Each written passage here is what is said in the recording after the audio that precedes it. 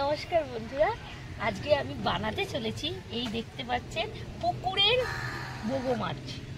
দেখ কত বড়, পাওয়া যায় না সচরাচর। এই বোগো মাছের আমি ঝাল বানাবো। প্রথমে এই বোগো মাছটাকে আমি কাটিং করব। দেখতেই পাচ্ছেন কত বড় আর কি সুন্দর।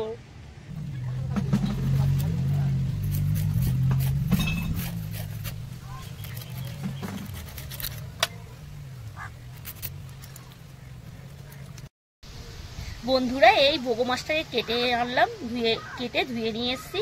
এরকম পিস করেছি। এবারে নুন হলুদ মাখাবো। পরিমাণ মতো নুন দিলাম, এই পরিমাণ মতন হলুদ দিলাম,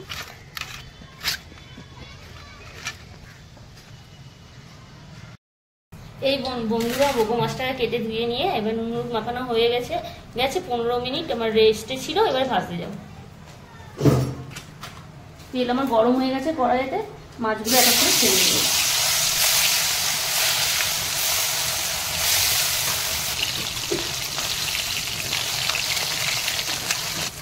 এই আমার মাছগুলো ভাজা হয়ে গেছে, বেশি ভাজবো না একদম। বন্ধুরা, আমাদের এই মাছগুলো ভালো করে ভাজা হয়ে গেছে।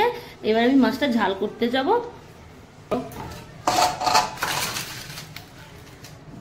আমি ঝালের পর্বে যাচ্ছি। ঝাল করার জন্য যে যে উপকরণগুলো আমার লাগে: জিরে লাগবে, শুকনো লঙ্কা লাগবে ফোড়নের জন্য, রসুন কুচি করা লাগবে, পেঁয়াজ লাগবে, কাঁচা লঙ্কা, টমেটো, ধনেপাতা, কাশ্মীরি লঙ্কা, হলুদ, এমনি লঙ্কা, গোলমরিচ পেস্ট, আর এটা হচ্ছে ধনে পেস্ট, আর এটা জিরে মরিচ পেস্ট। আমি এবার রান্নার পর্বে যাচ্ছি। প্রথমেই ফোড়ন দেবো। শুকনো লঙ্কা দিলাম, জিরে দিলাম, এই রসুন কুচিগুলো দিয়ে দিলাম,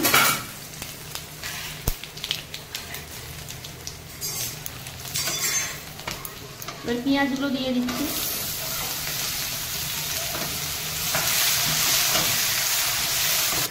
এবার আমি নুন দেবো, টমেটোগুলো দেবো,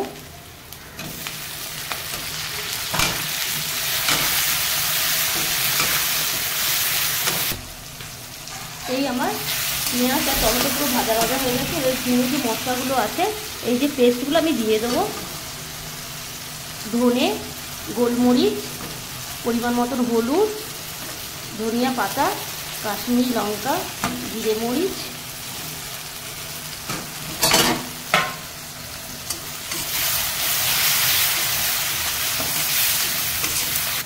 আমি গুঁড়ো মশলাগুলো দিয়েছি। বেশি কষাবো না, তেতো হয়ে যাবে। একটু জল দিয়ে দেবো। জল দিয়ে এই জলটা মারিয়ে দেবো।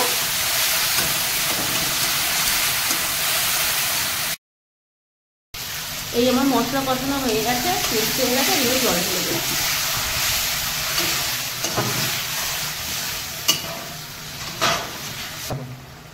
এই আমার মাছের ঝালটা পুরো ফুটে গেছে। এবার আমি মাছগুলো দিয়ে দেবো। ঢাকনা দিয়ে দেবো। 1 মিনিট পরে আমি ঢাকনাটা ফুটবো, দিয়ে নেবো। মাছ ঠিক হয়ে যাবে, চেক করে নেব। মাছটা রেডি হয়ে গেছে। মাছটা এবার ঢেলে নেব।